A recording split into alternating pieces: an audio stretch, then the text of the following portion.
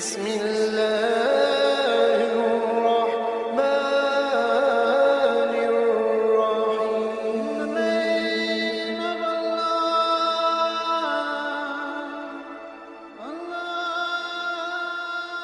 بسم اللہ الرحمن الرحیم. شروع اللہ کے نام سے جو بڑا مہربان اور نہایت رحم والا ہے.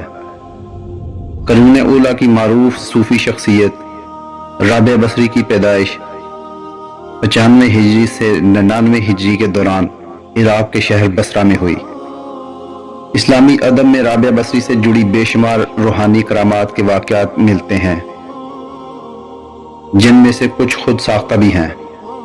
رابعہ بصری نے خود کوئی تحریری کام نہیں چھوڑا، چنانچہ ان سے متعلق زیادہ تر شیخ فرید الدین عطار کی طرف سے بیان کی گئی معلومات اور حوالہ جات کو مستند مانا جاتا ہے، جو ان کے بعد کے زمانے کے ولی اور صوفی شاعر ہیں. دوستو، ابتدا سے ہی حضرت رابعہ بصری رحمۃ اللہ علیہ کے حسن و جمال کی دھوم مچی ہوئی تھی، مگر نوجوانی تک پہنچتے پہنچتے اس نے اپنی جوانی کے شب و روز یاد الہی میں گزارنا شروع کر دیے تھے. ان کے چہرے پر پاکیزگی کا ایک ایسا نقاب تھا کہ دیکھنے والوں کی نگاہیں خود بخود جھک جاتی تھیں. اسی زمانے میں ایک نوجوان نے انہیں رات کے وقت ایک قبرستان میں چاند کی طرح دمکتے ہوئے دیکھا.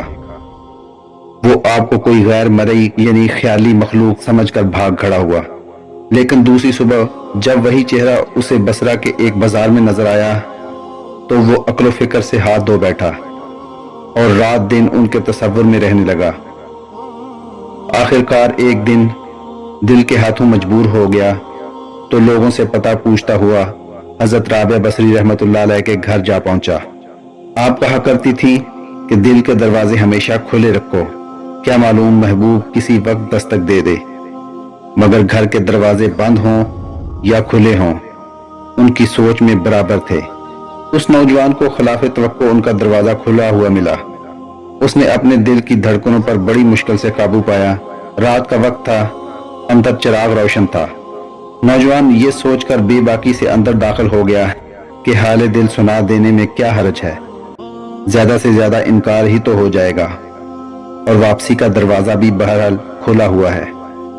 لیکن جب وہ اندر پہنچا تو وہاں کوئی نہیں تھا، البتہ چھت سے ایسی پرسوز آواز آ رہی تھی جیسے کوئی زیر لب ہجر کا رونا رو رہا ہو. نوجوان تیزی سے زینے چڑھ گیا. حضرت رابعہ بصری رحمۃ اللہ علیہ عشاء کی نماز سے فارغ ہو کر ثنا خوانی کر رہی تھی. پروردگار، ستارے روشن ہو گئے، لوگ سو گئے، بادشاہوں نے دروازے بند کر لیے. ہر محبوب اپنے محبوب سے محو راز و نیاز ہے اور میں تیرے سامنے کھڑی ہوں. نوجوان پر سکتہ طاری ہو گیا. اسی اثناء میں حضرت رابعہ بصری نے پلٹ کر اسے ایسی قہر آلودہ نظروں سے دیکھا کہ اس کی زبان گنگ ہو گئی. رابعہ بصری نے اس کے قریب آ کر پوچھا، کیا تم مجھ سے شادی کی درخواست کرنے آئے ہو؟ نوجوان نے لرزتے ہوئے ہاتھ سے اپنی زبان کی طرف اشارہ کیا کہ وہ بول نہیں سکتا. حضرت رابعہ بصری رحمۃ اللہ علیہ نے کہا، اس سے پہلے کہ زبان کی طرح تیرا دل بھی چپ ہو جائے، تو جس راستے سے آیا ہے اسی راستے سے لوٹ جا.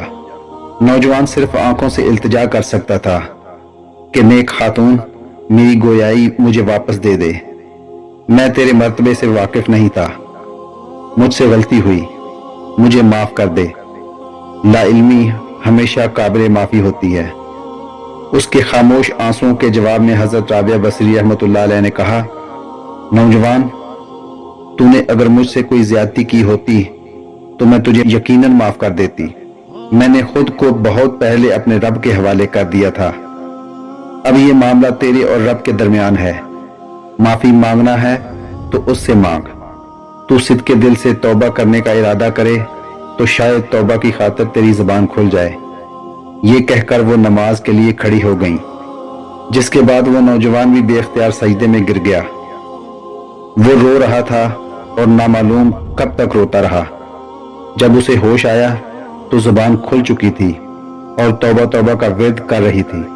اسی حوالے سے کہا جاتا ہے کہ بصرہ کے بازاروں میں سال ہا سال تک ایک مجذوب گرمی، جھاڑے اور برسات سے بے نیاز ہو کر دیوانہ وار توبہ توبہ کے نعرے لگاتا رہا. اس کے نعروں سے بصرے کی راتیں گونج اٹھتی تھیں اور بچے سہم کر ماؤں کے سینوں میں دبک جاتے تھے، لیکن آخر ایک دن وہ مجذوب اچانک ہی کہیں غائب ہو گیا، پھر کبھی اس کا پتہ نہیں چلا۔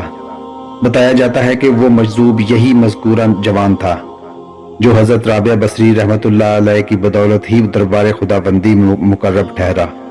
دوستو، آج کی ویڈیو اچھی لگی ہو تو چینل کو سبسکرائب ضرور کیجیے گا۔ اللہ تعالیٰ آپ کا حامی و ناصر ہو۔